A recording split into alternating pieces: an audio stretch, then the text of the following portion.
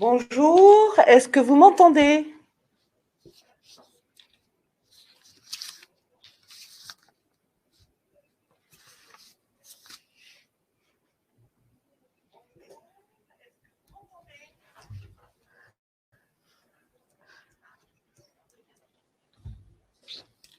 Bonjour.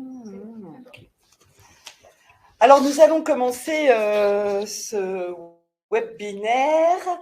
Alors, je suis Sandrine Charles, je m'occupe de la communication de la Chambre de métiers et de l'artisanat de l'Essonne. Je vous souhaite la bienvenue et merci de participer à cette 4e édition de ma journée découverte des métiers, organisée par la Chambre de métiers et de l'artisanat de l'Essonne, en partenariat avec la Faculté des métiers d'Évry, le CFA du bâtiment de Brétigny-sur-Orge et les apprentis d'Auteuil à Marcoussis.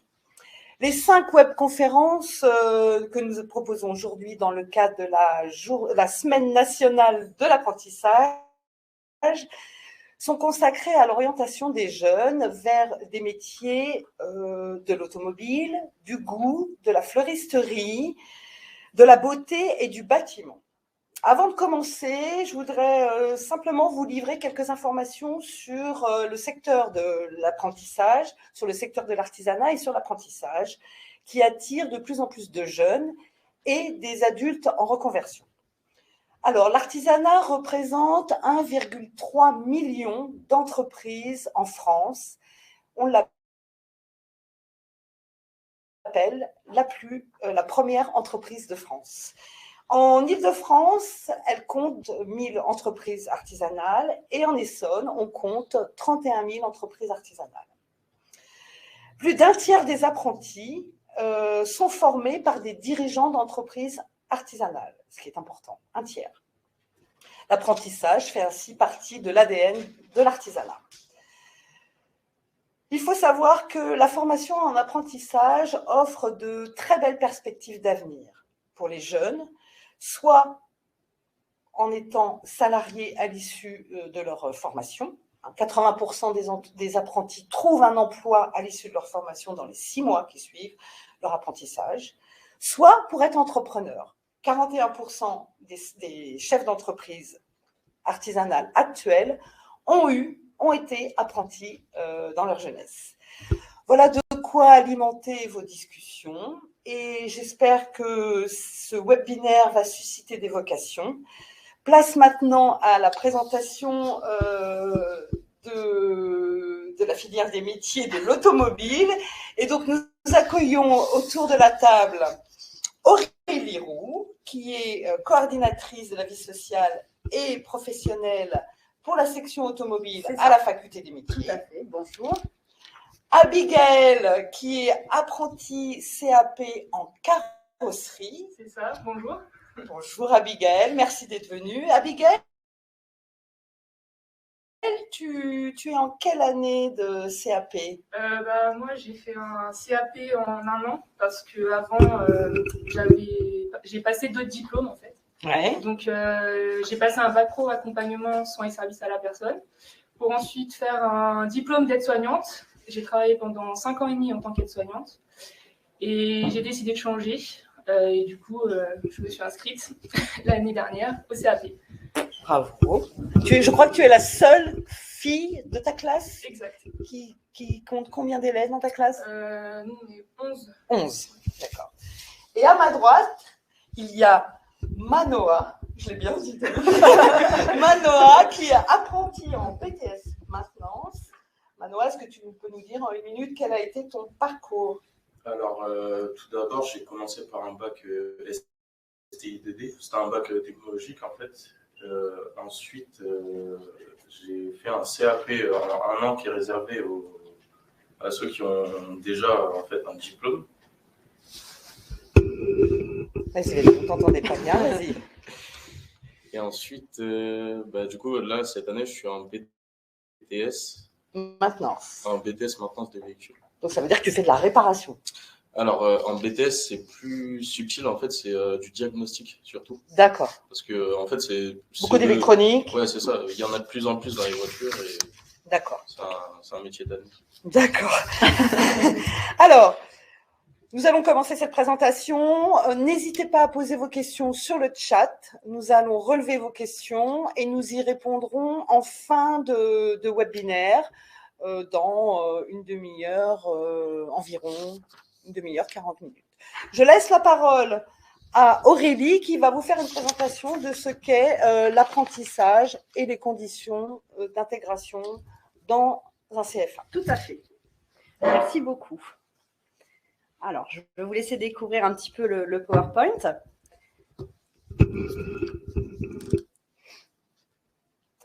Donc voilà, l'apprentissage, en quelques mots, donc comme vous le voyez sur l'écran, c'est plus, à la faculté des métiers en tout cas, c'est plus +5. Nous travaillons avec des entreprises partenaires, bien évidemment, puisque l'apprentissage se fait en alternance chez nous entre le CFA et les entreprises. Et c'est pour une grosse partie de nos jeunes, 90%, un job à la clé. Cette formation prépare à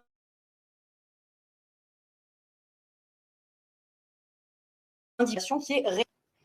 Donc, l'apprentissage, en quelques mots, en quoi ça consiste? Ça s'adresse à un public de jeunes entre 15 et 29 ans révolus. C'est une formation qui est dispensée, comme je vous le disais tout à l'heure, entre le CFA et l'entreprise en alternance. Donc, ça peut être une alternance d'une semaine, 15 jours, ça va dépendre des secteurs d'activité, des différents métiers. Il va permettre aux jeunes d'acquérir simultanément aussi bien des connaissances théoriques que des compétences professionnelles, donc une certaine expérience.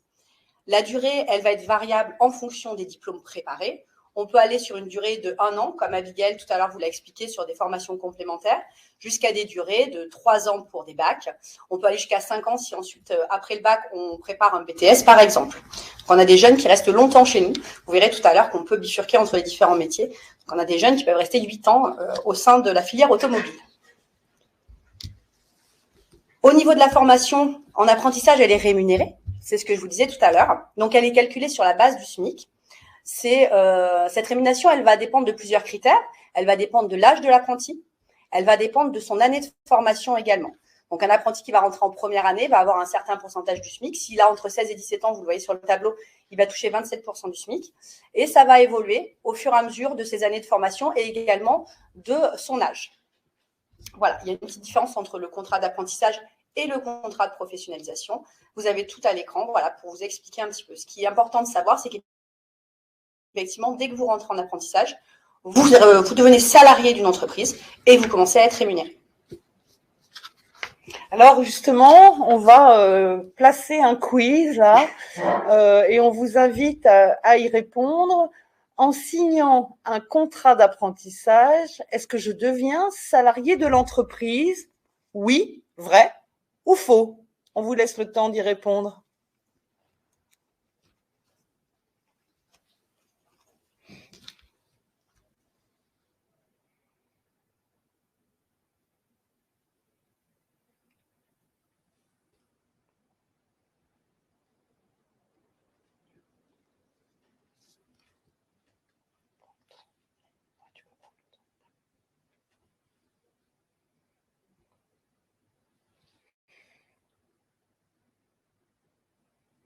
Alors, les réponses?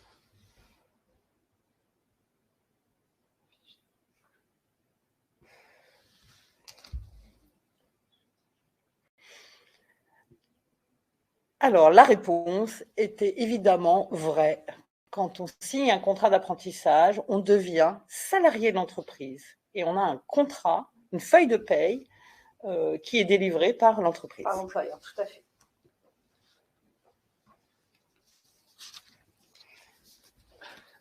Alors là, on vous invite à regarder une vidéo qui va décrire un petit peu la formation qui est dispensée au CFA, à la faculté des métiers d'Evry. Sur la filière automobile. Sur la filière automobile. Et on vous retrouve dans 2-3 minutes. Vous allez visiter les différents ateliers grâce à cette vidéo. Bienvenue dans le plus grand centre de formation en alternance du Sud francilien. La faculté des métiers de l'Essonne, c'est 90 formations gratuites et rémunérées, du CAP au Bac plus 5, dans 8 filières métiers réparties sur 3 sites. La faculté des métiers de l'Essonne accompagne chaque année 3000 apprentis et 5000 stagiaires de la formation continue vers des parcours professionnels réussis et de réelles opportunités d'emploi. En effet, avec un réseau de 2000 entreprises partenaires, elle affiche un taux d'insertion professionnelle de plus de 80%. Sur le site d'Evry-Courcouronnes, la filière service de l'automobile propose des formations en carrosserie, mécanique et peinture. D'anciens apprentis aujourd'hui salariés ou chefs d'entreprise et des apprentis actuellement en formation témoignent de leur expérience. Ce qui est bien à la faculté des métiers, c'est qu'entre professeurs et élèves, il y a une bonne ambiance. Tout le monde s'entend bien. Les professeurs sont là pour nous et vu que l'ambiance est bonne, ça nous donne envie de travailler et de réussir et de continuer. L'avantage de la faculté des métiers, c'est déjà la proximité avec tout ce qui est le monde de l'automobile. On est vraiment sur le sujet au niveau des ateliers. On a de l'accès au niveau de tout ce qui est matériel. On a toutes les voitures à disposition sur le parking de toute façon. Et au niveau des équipements, surtout dans les ateliers, on est quand même assez bien fournis, on a de quoi faire. On n'a pas à se plaindre de ce qu'on a. J'ai choisi l'apprentissage parce que il y avait un revenu à la clé. Grâce à ça, on a une expérience professionnelle en plus et à la fin, on peut finir par être embauché par l'entreprise qu'on a choisie. Ce que j'apprécie moi personnellement, c'est le rapport qu'on a avec les enseignants, plus particulièrement mon enseignant de pratique, qui lui était anciennement patron. Et du coup, en fait, on peut vraiment discuter avec lui et savoir ce que lui a pu faire et prendre de l'expérience par rapport à lui son passé. On a passé 6 bonnes années quand même à la faculté des métiers et on revient toujours. Bilan positif, moi je me sens extrêmement bien, que ce soit en entreprise ou au CFA, donc je ne regrette pas mon choix. Moi je conseille le CFA des métiers de toute façon, parce que c'est un métier au bout du chemin en fait, tout simplement. Situé à 2 pas de la gare RER et organisé autour d'espaces verts arborés, le campus d'Evry de la faculté des métiers de l'Essonne propose des équipements dédiés modernes et performants. 2 amphithéâtres, un restaurant d'application ouvert au public sur réservation, un centre de ressources et un complexe sportif. 2 espaces de restauration sont à votre disposition, self et cafétéria. Enfin, la faculté des métiers de l'Essonne dispose d'un service d'accès à l'alternance proposant notamment une prépa apprentissage et permettant à la faculté des métiers de l'Essonne d'être fière d'intégrer tout type de handicap. Alors n'hésitez pas, rejoignez-nous.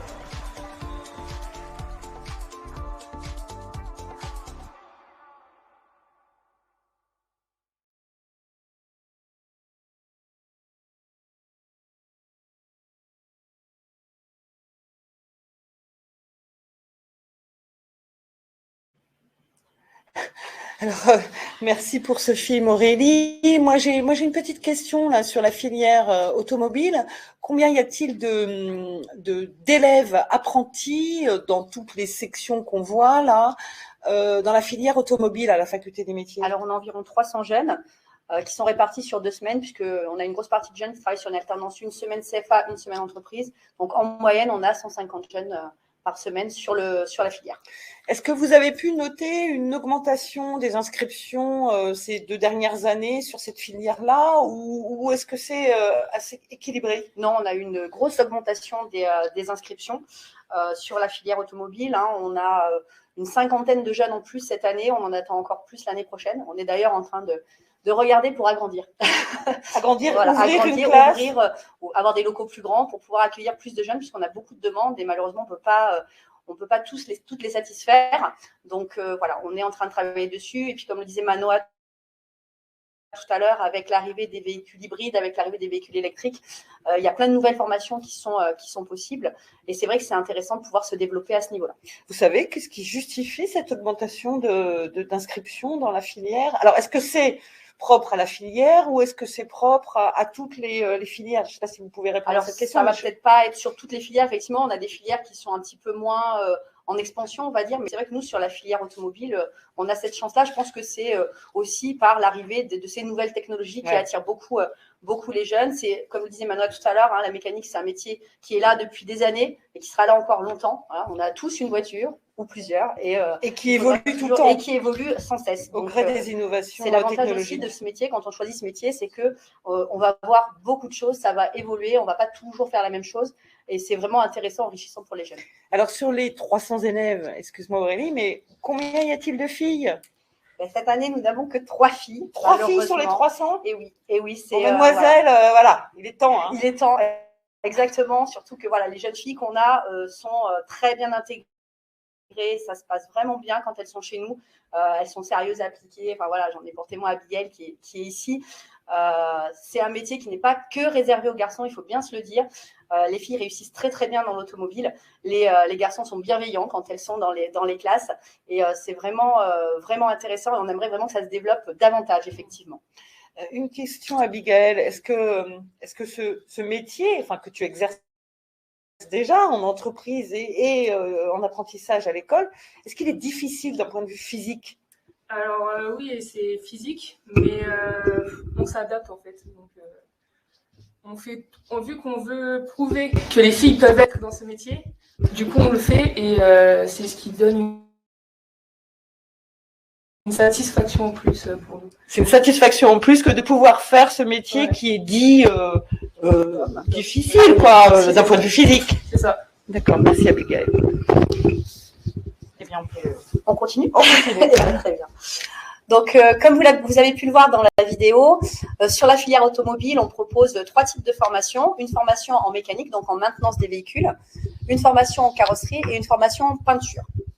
Sachant que la formation en peinture, on va le voir sur la slide suivante, c'est une formation qui n'est accessible qu'une fois que l'on a eu un CAP carrosserie. Ce qu'on appelle une mention complémentaire chez nous, c'est un CAP qui se fait en 1 an. On ne commence pas une formation dans l'automobile par la peinture. On ne peut pas commencer une formation dans l'automobile à la faculté des métiers par la peinture. D'accord. Voilà. On commence soit en maintenance, donc en mécanique, soit en carrosserie, c'est ce que vous pouvez voir ici.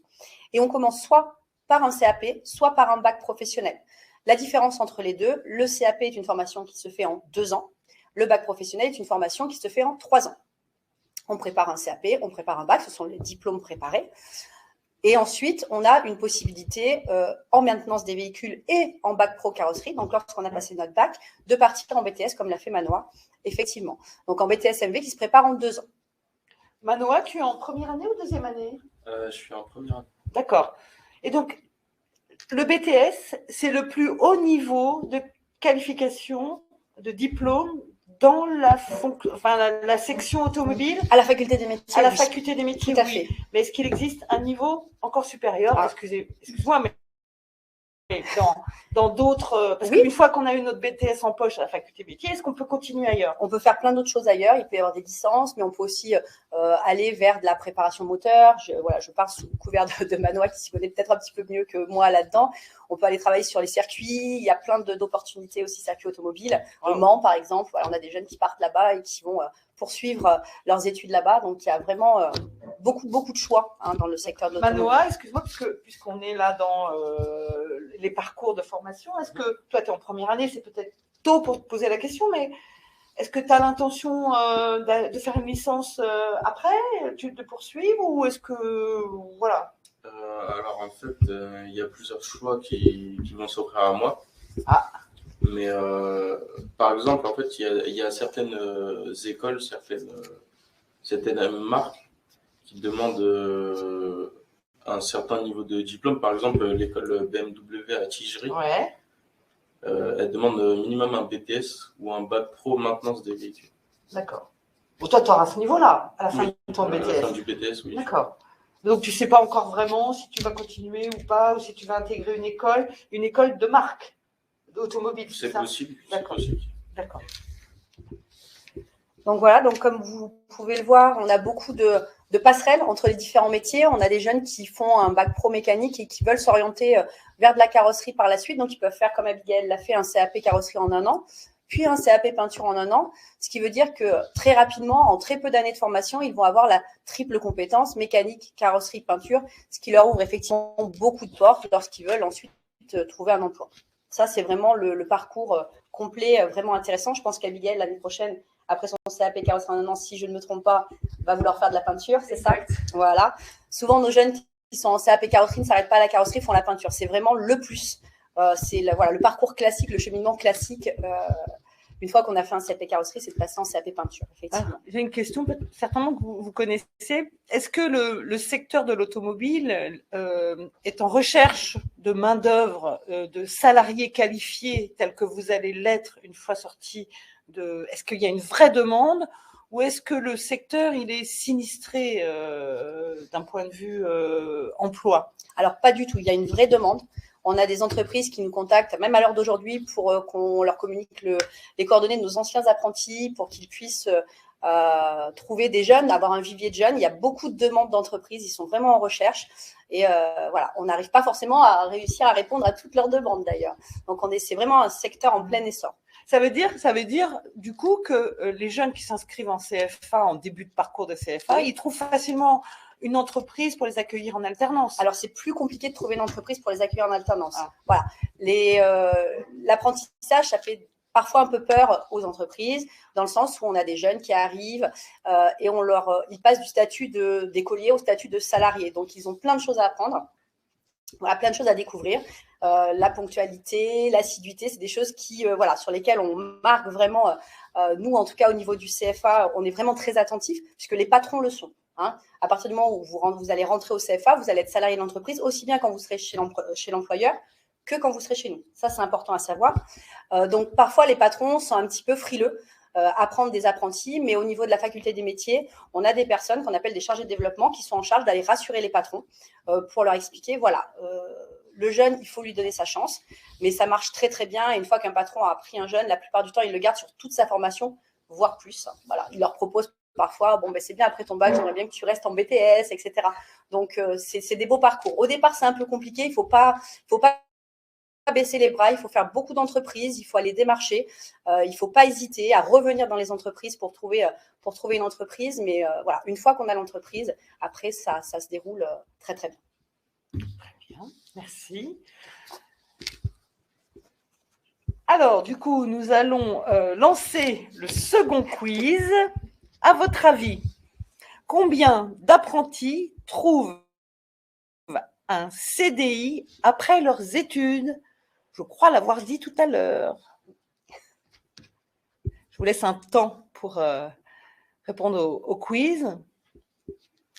Est-ce que c'est 20%, 80% ou 50%?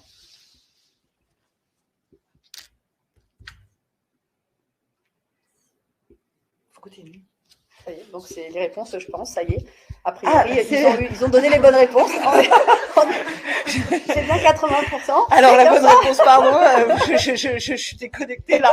La bonne réponse était 80%. C'est ça. Donc, c'est 8 jeunes sur 10 qui trouvent un job à l'issue de leur apprentissage. C'est quand même un énorme taux de réussite. Oui, complètement. De transformation. On appelle ça de la transformation. Alors, maintenant, nous allons accueillir Cécile. Cécile, merci de nous rejoindre. Je te laisse ma place. Cécile est médiatrice de l'apprentissage pour la Chambre de métiers et de l'artisanat. Sa fonction, c'est de résoudre des petites problématiques ou des petits conflits ou des gros entre l'apprenti et le maître d'apprentissage, qui est en général le dirigeant très souvent. Et donc, elle a 3 conseils à nous donner pour bien se comporter dans une entreprise et avoir bien ça en tête, parce que quand même, l'apprenti, je le répète, c'est un salarié qui se doit de respecter un certain nombre de bons comportements, de bonnes séances. Voilà. Tout à fait. Donc, je te laisse la parole, Cécile. Alors, je vous rassure tout de suite, pour la plupart du temps, tout se passe très bien. Donc, voilà, j'interviens pas sur tous les contrats, évidemment. Mais effectivement, des fois, il faut que j'intervienne. Et puis, la plupart du temps, ça fonctionne très bien. C'est juste des petits conseils pour bien enclencher, on va dire, et bien démarrer son apprentissage. Comme vous l'avez dit très justement, au début, il y a des petits ajustements à faire. Vous passez du coup de scolaire à salarié, donc c'est pas facile. Voilà. Donc mon premier conseil, ce serait de montrer sa motivation en premier lieu. Alors ça peut englober plein de choses. Effectivement, la ponctualité, faire attention à l'heure. Ça montre effectivement du coup que vous faites attention, que vous faites partie aussi d'une équipe et que du coup le travail, voilà, ne va pas vous attendre et qu'il faut en être conscient que vous êtes payé aussi. Je veux dire, dans le concret, ça change tout aussi. Même si vous faites des erreurs, voilà, vous êtes là pour ça, mais juste montrez juste sa bonne volonté. Quand vous avez fini une tâche, voilà, demandez une autre. Est-ce que j'ai bien fait ci? Enfin voilà. Ça fait partie effectivement de montrer sa motivation, à être poli, ponctuel. Voilà, vous avez le droit de vous tromper. J'insiste là-dessus, mais effectivement, votre comportement va y faire beaucoup et va changer beaucoup de choses dans la perception de votre employeur et de votre maître d'apprentissage. Le deuxième conseil, ça serait de se passer de son téléphone portable. Alors ça, je pense que c'est un point qui est très compliqué pour cette génération et même la nôtre d'ailleurs, mais bon, vous c'est encore pire, vous êtes né avec, c'est votre troisième main, donc c'est très compliqué pour vous et on le conçoit tout à fait, on le comprend. Donc il faut garder effectivement vos bonnes habitudes de l'école, puisque effectivement vous faites attention à l'école de ne pas avoir votre portable. Vous avez des pauses effectivement. Vous avez des pauses pour retrouver votre téléphone portable sans aucun problème. Voilà, il faudra vraiment faire un effort là-dessus. Essayer de se passer de son téléphone portable, c'est quelque chose qui revient assez souvent entre l'employeur et l'apprenti. C'est une bêtise, mais effectivement, ça peut créer un agacement. Du coup, ça peut se reproduire plusieurs fois et puis du coup voilà, des conflits qui sont facilement évitables. Oui, et puis Cécile, Voilà. tu m'arrêtes si je dis une bêtise, mais quand on est sur son téléphone, on n'est pas concentré à ce qu'on fait et on montre pas sa motivation. Exactement. Il faut vraiment arriver à s'en passer. Je sais que c'est un gros effort, mais c'est vraiment un conseil précieux pour que ça se passe le mieux possible. Vous aurez des pauses et vous verrez, ça sera encore plus formidable. Vous aurez plein de messages quand vous récupérez votre portable. Et ça, pour la satisfaction personnelle, c'est génial. Ensuite, pour le troisième point, vous avez sollicité des échanges avec le maître d'apprentissage. Donc, du coup, ça, je m'explique en deux mots. La plupart des débuts de conflits, c'est rarement sur le travail, c'est le relationnel, ou alors les incompréhensions en fait qui se creusent parce qu'on ne se parle pas. C'est souvent la nature du conflit. Donc moi, ce que je vous conseille de faire pour bien enclencher votre apprentissage, surtout au début, alors ça dépend des CFA, je ne connais pas tous les rythmes de tout le monde, mais souvent c'est une semaine entreprise, une semaine école, ou 2 semaines entreprise, 2 semaines école. C'est à la fin de la semaine d'entreprise, le vendredi ou le jeudi, de faire un point juste de 5 minutes. Il n'y a pas besoin de prendre 1 heure. De toute façon, l'employeur n'a pas le temps. Mais effectivement, d'avoir juste 5 minutes pour échanger avec son maître d'apprentissage, pour savoir, évaluer un petit peu votre semaine, ce qui a été, ce qui n'a pas été, les points effectivement à améliorer. Voilà, les choses sur lesquelles vous vous êtes trompé. Et effectivement, ça va instaurer une complicité entre vous, ça va instaurer un dialogue d'emblée. Et moi, je vous invite à faire ça effectivement dès le début pour que ce soit déjà ancré, on va dire, dans la politique d'entreprise de votre maître d'apprentissage. Et de le continuer si vous le souhaitez. Et si jamais le maître d'apprentissage ne le fait pas de lui-même, voilà, vraiment de le solliciter et de demander ces petites 5 minutes après votre semaine écoulée d'entreprise. Voilà. C'est hyper important ce que tu dis là, Cécile, parce que ça permet de se caler, ça permet de s'auto-critiquer, s'auto-juger. Oui, tout à fait. Le maître d'apprentissage, voilà, on sollicite, on pose une question, est-ce que ça a été ma semaine, qu'est-ce que je peux corriger, voilà. Oui. Et puis d'avoir le recul et de s'auto-évaluer aussi, et puis de montrer, et puis de travailler aussi son relationnel avec son maître d'apprentissage. Je vous rappelle, vous êtes dans de l'humain, vous êtes dans une entreprise, vous n'êtes plus à l'école, et ça, c'est vrai que c'est pas facile. Je dis pas que c'est facile du tout. Et c'est pour ça que voilà, n'hésitez pas à solliciter cet échange-là parce que vous en avez besoin. Hein. On va pas vous demander effectivement d'avoir de l'expérience tout de suite. Donc voilà. Et de je toute pense façon, que c'est très bien perçu tout par à fait. l'entreprise. Ah, on pourra jamais vous le reprocher. C'est ça. Ça, c'est sûr. Merci Cécile. De rien. Merci de ton intervention. Merci. À tout à l'heure. À tout à l'heure. Bien. Nous allons continuer. Voilà, donc avec des petites informations sur comment s'inscrire à la faculté des métiers. Donc, depuis 3 ans maintenant, les inscriptions se font en ligne. Vous allez sur le site de la faculté des métiers, vous pouvez vous inscrire, enfin vous préinscrire pour l'instant, vous allez voir sur le site. Une fois que vous avez fait cette préinscription, donc il y a tout un dossier à compléter avec des pièces qu'on vous demande, en l'occurrence vos bulletins, voilà, des petites choses, une lettre de motivation, un CV. Ça va préparer à l'entretien qu'on aura ensemble au niveau de la faculté des métiers, soit un entretien individuel, soit un entretien collectif. Sur la filière automobile, ce sont des entretiens individuels qui sont faits par l'équipe encadrante et également par les formateurs. Et puis ensuite, je dois trouver l'entreprise, hein, c'est ce qui est marqué. Alors moi, je vous conseille de commencer à chercher une entreprise dès maintenant. Pas attendre d'être préinscrit, pas attendre. Si vraiment c'est ce que vous souhaitez faire, commencez vos démarches de recherche d'entreprise dès maintenant, c'est important. Parce que vous allez être beaucoup de jeunes à vouloir vous inscrire, vous allez être beaucoup à solliciter les entreprises. Donc voilà, il faut commencer dès maintenant. C'est très important. Si à l'issue de l'entretien, vous n'avez pas d'entreprise, ça peut arriver, hein, c'est pas grave. Nous, on va pouvoir vous accompagner au niveau de la faculté des métiers grâce à ce qu'on appelle des ateliers TRE. Donc, on va vous expliquer les techniques de recherche d'entreprise. On va vous expliquer comment faire un CV qui soit recevable par un employeur. On va vous expliquer comment faire une lettre de motivation, comment se présenter à un employeur pour mettre toutes les chances de son côté pour effectivement trouver un employeur. Donc, tout ça, on va vous l'expliquer. Donc, sur la diapo juste après, vous allez voir qu'on a des journées portes ouvertes. Voilà. Et on en a une, en l'occurrence, dès samedi, donc le 5 février, de 9h à 17h. Vous pouvez vous présenter à la faculté des métiers pour visiter tout le complexe, hein, que ce soit la filière automobile, mais toutes les autres filières. Ça vous permet de voir un petit peu comment on fonctionne aussi. Pour ce qui est de la filière automobile, vous aurez accès au plateau technique. On aura des jeunes qui seront en train de travailler, en train de préparer des concours, pour le coup, puisqu'on a des jeunes qui s'inscrivent à des concours, le meilleur apprenti de France ou encore les Olympiades des métiers.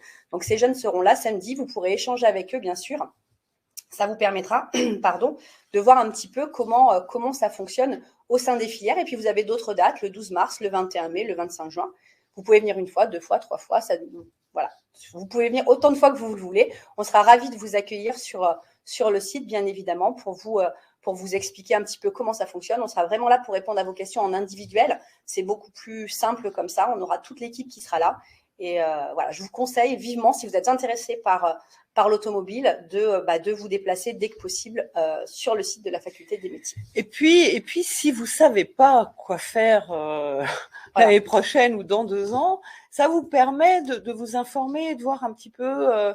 Les portes ouvertes, ça sert à ça. C'est à s'informer, se renseigner, poser plein de questions, regarder, voir, toucher. Et c'est le moment de se dire, bon, ça me plaît, ça me plaît pas. Donc, de l'écarter, vous faites votre benchmark. Mais c'est vrai. C'est ça.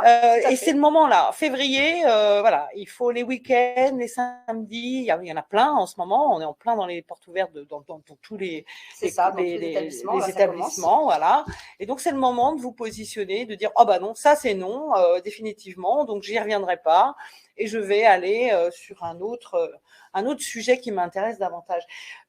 Justement, comment toi, Abigail, tu as orienté, pourquoi l'automobile? Qu'est-ce qui a fait que ça a été un élément déclencheur? Alors moi, j'ai toujours été passionnée de d'automobile. Ouais. Et ça faisait un moment que... Enfin, moi, de base, en troisième, je voulais aller dans l'automobile. Sauf qu'on m'a dit, c'est pas un métier de fille. Ah, qui t'a dit ça? Tout ce qui est conseillère d'orientation. Voilà. Voilà. Quand on quitte le collège, on est un peu naïf, hein, Oui. on va pas se le gâcher. Du coup, bah, moi, j'ai fait quoi? Je me suis orientée dans autre chose. Un métier de fille. Voilà, tout à fait. On va pas se C'est dire. ça. Et bah, là, je me suis dit, j'ai 25 ans. Pourquoi pas me lancer? C'est le moment, parce qu'après, ce sera trop tard. Ouais. Et du coup, bah, je me suis renseignée sur Internet comment est-ce que je pouvais déjà faire un CAP à mon âge et comment on faisait pour s'inscrire. Et je suis tombée sur le site de la faculté des métiers. Et voilà. Alors, rappelle-moi ton âge. 25 ans. 25 ans. Ouais. Donc, ouais, tu es avec des étudiants qui ont 20. On a quasiment tous le même âge, entre 20 et 30 ans. D'accord. Dans ce groupe-là, c'est particulier. Ah oui. Sur les classes en un an, souvent, on a des jeunes qui ont déjà un diplôme et qui arrivent dans ces classes-là, donc qui ont souvent sensiblement le même âge. Mais on peut se retrouver sur des classes de bac avec des jeunes de 16 ans, 15 ans et des jeunes de 25 ans. D'accord. Voilà. C'est la mixité. C'est la mixité, exactement. Mais ça se passe souvent très, très, très bien, la plupart du temps. Et alors, du coup, Abigail, quel est ton. Peut-être que tu le sais, d'ici ton CAP. Donc, on a compris que l'année prochaine, tu fais peinture. Et après, est-ce que tu veux ouvrir ton garage? Est-ce que tu veux être salarié? Est-ce que tu veux travailler avec quelqu'un que tu connais en particulier? Je ne sais pas. Bah, mon but, ce serait d'ouvrir ma carrosserie. Ouais. Mais En Essonne? Je sais pas. Mais d'abord, me faire un peu d'expérience dans les garages. D'accord. Pour pouvoir prendre un peu d'expérience un peu partout. D'accord. Que... Et donc, tu avais fait des portes ouvertes, toi, au préalable? Non, pas du tout. Non, d'accord. Okay. Et toi, Manoa, avais-tu fait une porte ouverte ou plusieurs qui t'ont permis de justement te décider? Comment tu as appréhendé ça? Oui, j'avais fait des portes ouvertes au préalable. Et ouais, du coup, bah, on a pu. Enfin, je suis allé avec un ami, on a pu visiter un peu et du coup ça, la filière de l'automobile au sein du CFA, elle m'a plu. Et j'ai pensé que je pouvais réussir dans cette filière et du coup, c'est le cas. Ça se passe très bien. Tu as les bonnes notes? Ouais. Ok, ça va alors. Tu as toute ta place ici alors. L'avantage aussi des portes ouvertes à la faculté des métiers, c'est que c'est un lieu qui est multi-activité. C'est-à-dire que vous allez pouvoir voir, c'est ce que tu disais tout à l'heure, vous allez pouvoir plein de métiers différents. Ça vous permet d'aller de l'esthétique à la coiffure, automobile, électrotechnique, tourisme, enfin voilà, on a plein de métiers sur un même site. Donc ça, c'est vraiment pratique pour des jeunes qui veulent un petit peu voir ce qui pourrait les intéresser. En venant à la faculté des métiers, vous allez avoir plein de possibilités de métiers pour le futur. Ok. Voilà. Poursuivons donc. Donc là, vous avez les contacts sur la filière automobile. Donc, avec Madame Passaf, qui est notre assistante pédagogique, c'est elle que vous aurez quand vous allez faire les inscriptions en première ligne, on va dire. Donc, moi-même, qui suis la coordinatrice vie sociale et professionnelle, c'est l'équivalent de la CPE au niveau du collège, avec la partie entreprise en plus. C'est-à-dire que je fais le lien aussi bien avec les parents qu'avec les employeurs. On a un responsable filière, qui est M. Stéphane Mercier, et un responsable adjoint, M. Cyril Prévost. Ok. Eh bien, écoutez, merci Aurélie pour cette présentation succincte, mais on ne va pas non plus en faire un exposé de 3 heures. Maintenant, je vous invite à poser toutes les questions qui vous passent par la tête. On est là pour y répondre. On a 20 minutes, à peine, 18 minutes. Il reste 15 minutes, me dit-on. Donc, voilà, je vous invite à les poser. Donc, on en a relevé quelques-unes. Je vais commencer par poser la première. Alors, Aurélie, combien y a-t-il d'élèves par classe dans la section automobile? Là, on est en section automobile, donc on répond à la section automobile. Donc, dans la filière automobile, on a fait le choix depuis quelques années maintenant depuis 2 ans surtout, d'avoir des petits groupes. Donc, c'est des groupes de 16-18 jeunes maximum. On a des classes à 11, des groupes à 11, comme le disait Abigail. Mais voilà, en moyenne, ils sont 16 à 18 jeunes, ce qui est largement suffisant dans les ateliers, puisque voilà, il faut aussi qu'ils aient la place de pouvoir travailler sur les véhicules. Donc, voilà, 16-18, c'est vraiment le max. Super.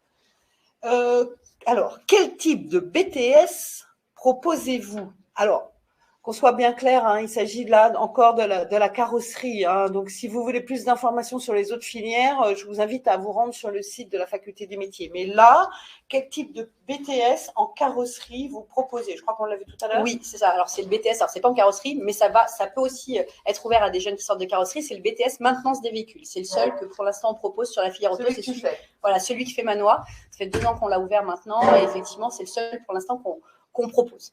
OK. Donc, on est dans la maintenance. Maintenance des véhicules, tout à fait. Alors, peut-on accéder à un BTS en alternance après avoir un bac STI 2D? Il y a des gens qui n'ont pas écouté Manois. Certains n'ont pas écouté. Alors, c'est le bac que tu as fait? Oui. Ah bah, alors, on a l'exemple en direct. Donc, la réponse est quoi? Du coup, la réponse est oui. Et d'ailleurs, ça peut aider ce bac-là, notamment avec les systèmes électriques. Ouais. Et du coup, ça peut aider parce qu'en BTS, il y a beaucoup de ça. Il y a beaucoup d'électronique, d'électricité. D'accord. Ouais. Qu'est-ce qu'il y a d'autres matières y a-t-il dans le BTS, justement, maintenance? Quelles sont les matières générales? Oui. Il y a maths. C'est quoi 2 heures de maths par semaine? Ouais. D'accord. Il y a maths, il y a un petit peu d'anglais.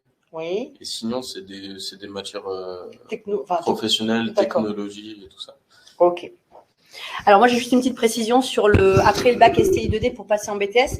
Donc, ce qu'on conseille la plupart du temps, si vous n'avez pas forcément d'expérience en maintenance des véhicules, c'est ce qu'a fait Manois, c'est son parcours et c'est plus ça qu'on vous conseille, c'est de faire un CAP mécanique en 1 an, de façon à acquérir les compétences au niveau maintenance des véhicules, en tout cas une base, pour passer en BTS. Parce que quand on sort d'un bac STI 2D, effectivement, on a la compétence un petit peu en électricité, mais on n'a pas cette approche maintenance des véhicules. Donc, c'est bien de faire un CAP en 1 an pour ensuite pouvoir déboucher sur un BTS. D'accord. C'est votre recommandation. C'est la recommandation. Ensuite, par contre, si vous avez un bac STI 2D, mais que vous avez déjà touché à la mécanique sur des véhicules ou voilà, il n'y a pas de souci. Mais c'est vrai qu'on recommande, la plupart du temps, c'est d'avoir au moins une petite expérience en maintenance avant de pouvoir passer en BTS maintenance. Alors, une question, je pense, à laquelle on a déjà répondu, mais on va la poser. Avez-vous une filière mécanique en alternance? Oui, c'est ce que j'appelle maintenance des véhicules. Effectivement, c'est comme ça que ça s'appelle maintenant, mais c'est bien de la mécanique que l'on fait en alternance, aussi bien un de CAP que le bac pro pour aller jusqu'au BTS comme Manois. Donc, d'où l'intérêt, parce que entre ce qui est dit dans l'intitulé du diplôme et le contenu, d'où l'intérêt de se rendre ou d'appeler et de s'informer auprès des CFA, parce que on pense souvent que maintenance, il n'y a pas de mécanique, mais non, il y en a. C'est vraiment de la mécanique. La maintenance, pour le coup, c'est le nom du diplôme. C'est pour ça que le CAP et le bac s'appellent comme ça. Hein. On prépare un diplôme, un bac pro maintenance des véhicules ou un CAP maintenance des véhicules. Mais effectivement, c'est de la mécanique. Si vous venez aux portes ouvertes, vous verrez dans les ateliers ce qu'on peut travailler justement en maintenance. Comme le disait Manois tout à l'heure, on ne travaille pas la même chose en CAP qu'en BTS. On est plus sur du diagnostic, de la recherche de panne en BTS. Sur du CAP, on va être plus sur de la réparation classique. Voilà. D'accord. Alors ça, on l'a à chaque fois. Proposez-vous une filière moto? Il y en a qui sont très intéressés. Malheureusement, non, pas encore. On espère, c'est ce qu'on disait tout à l'heure, hein, l'agrandissement potentiel, on espère possible. Et effectivement, voilà, ça fait partie des filières qui sont très, très demandées. Après, rien ne vous empêche de faire un CAP ou un bac en maintenance des véhicules et de faire une année de complémentaire en moto un petit peu plus loin, donc dans les établissements qui le proposent pour l'instant. Alors, j'ai plus de questions, mais ça va arriver. En fait, je ne vois pas là le chat. Alors, question suivante.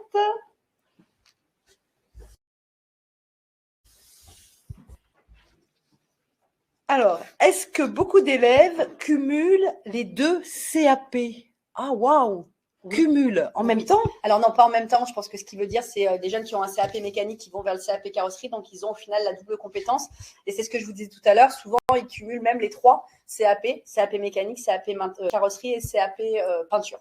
Waouh! Donc ça fait des étudiants qui sortent au bout du compte hyper qualifiés. Hyper qualifiés. Alors on a même des jeunes qui font des bacs pro en mécanique, des bacs pro en carrosserie et des CAP en peinture, donc ils restent chez nous pendant 8 ans. Alors on les voit grandir, hein. Ils arrivent, ils ont 15 ans, ils ressortent, ils ont 23 ans. Mais ils ont toutes les compétences, ils peuvent aller ouvrir leur garage et ensuite ils nous prennent des apprentis. Donc ça, c'est génial. Ça, c'est le parcours qui est vraiment top. Ah oui, ça c'est la transmission. C'est exactement ça. Ok. Ouais. J'ai une question pour toi, Manoa. Est-ce que tu sais quel serait ton salaire si tu intégrais une entreprise, là, en tant que jeune diplômé, quel serait ton salaire dans une entreprise quand tu sortiras de ton BTS? As-tu une idée? En sortant du BTS, je crois que c'est environ 1800, 1700, 1800 euros. Brut ou net? Net. Net, normalement. Quand même. Net. Normalement. Donc 1700, 1800 euros En moyenne. en moyenne à la sortie de ton diplôme, ce qui est quand même un salaire. Tu auras quel âge? J'aurais 21 ans. Tu auras 21 ans, c'est quand même un beau salaire Oui. et qui sera amené à évoluer au cours de ta carrière. Et toi, du coup, Abigail? Moi, ça dépend des entreprises. Oui. Par exemple, dans l'entreprise où je suis, s'ils me prennent, ce sera 1500 euros au début, Net? net. Et après, on peut augmenter avec les années. D'accord. Et il y a possibilité de faire des heures supplémentaires pour compléter ce salaire ou pas? Ça dépend aussi des entreprises. Dans mon D'accord. entreprise, les heures supplémentaires, ça n'existe pas. D'accord, ok. C'est ça. Alors, dans ton entreprise, quel est comment dirais-je, le temps appliqué au travail? Est-ce que c'est 35 heures, 37 heures, 39 heures? Alors, quand on est salarié, on est embauché en 39 heures. 39 Moi, heures. en tant que CAP, c'est 35 heures. D'accord, ça c'est la règle. Ouais. Voilà, Oui, c'est la règle. c'est la 35 règle. heures. 35 heures, un apprenti ne pourra pas faire plus que 35 heures. Alors après, c'est ce qu'on disait tout à l'heure avec Cécile, c'est-à-dire que oui, c'est 35 heures sur le papier, mais si effectivement le patron, vous n'avez pas fini une tâche et que vous devez rester pour continuer, c'est assez malvenu de dire au patron, non, ça y est, j'ai fait mes 35 heures, je m'en vais. Voilà, soyez un petit peu conciliant. Hein. Après, il ne faut pas que le patron, dans un sens, abuse non plus, mais de votre côté, voilà, de toute façon, si vous êtes passionné, vous ferez plus d'heures. Enfin, je pense qu'Abigail peut en témoigner, Manoa aussi. C'est des jeunes qui font ça même le week-end. Donc voilà, si vous êtes passionné, il n'y aura pas de souci. Il faut être souple. Voilà, faut que ça soit en bonne entente, bien évidemment. Celle-là, elle est bien. Hein. Elle est bien, celle-là. Ok, je la pose parce que Manoa, Il va répondre. Hein, ça il va tombe bien. répondre d'ailleurs. Alors, la question, celle-là, elle est bien, dit-il. Pour l'entreprise, conseillez-vous un apprentissage dans un petit garage ou une grande entreprise? Alors, Manoa, est-ce que tu peux répondre à ça? Petit garage ou grande entreprise? En fait, dans les petits garages, on apprend certaines choses qui sont différentes. On apprend à travailler pas forcément avec les outils d'une marque précise, mais des outils, on va dire, génériques qu'il y a un peu partout. Et dans les grands garages, c'est vraiment spécialisé sur la marque. D'accord. En général, c'est surtout comme ça. Alors, est-ce qu'on touche plus à tout quand on est dans une petite entreprise? C'est-à-dire, est-ce qu'on est plus polyvalent quand on est apprenti que dans une grande entreprise où là, c'est peut-être plus encadré, plus organisé. Le travail, il est plus organisé. C'est quoi la réponse? Le travail, il est plus organisé dans les grandes entreprises, mais dans les petites, on touche à un tout. peu à tout. Donc, ça dépend de sa personnalité, si on a envie de toucher un petit peu à tout ou être vraiment dans un service et dédié à, je sais pas moi, à une marque. À une marque, voilà. Merci Manoa. Ensuite, autre question. Après la 3e, quelle filière suivre? Générale ou bac pro? Ça dépend ce que vous voulez faire. C'est ça. Si vous voulez rentrer en apprentissage, en alternance, ça va forcément être vous diriger vers une filière en bac professionnel ou en CAP. Hein, vous ne continuez pas le parcours général. Après, vous avez aussi la possibilité de faire de l'automobile en lycée professionnel. Ça existe aussi. Voilà, nous, là, on vous parle de l'alternance, mais il existe aussi des formations en automobile en lycée professionnel. Merci Aurélie. Alors, je crois qu'on a fait le tour des questions. Hein. Vous pouvez encore en poser. Moi j'en ai quelques-unes sous le coude. D'ailleurs, elle vient de m'échapper. Elle était pour Abigail. Abigail, quel conseil tu donnerais à un jeune qui est sensible à la formation en alternance, en l'occurrence l'apprentissage, quel conseil tu lui donnerais quand il intègre sa première année d'apprentissage? Est-ce que tu as des choses à dire sur ce sujet? Est-ce que tu as fait des erreurs sur lesquelles tu es revenu? Est-ce que tu as compris des choses? Quels sont tes 1, 2, 3 conseils à donner aux jeunes? Tu sais pas. Peut-être, comme toi, tu as fait un parcours un peu atypique, c'est-à-dire que tu as fait une formation, c'est de bien se décider sur sa formation, sur son métier futur. C'est peut-être ça. C'est bien réfléchir, ne pas se laisser peut-être influencer par quiconque. Alors, les parents sont... Ah, peut-être les professeurs aussi, excusez-moi, vous êtes derrière. Mais... par ses copains, c'est pas parce que le copain il fait carrosserie que moi je vais faire carrosserie ou coiffeuse.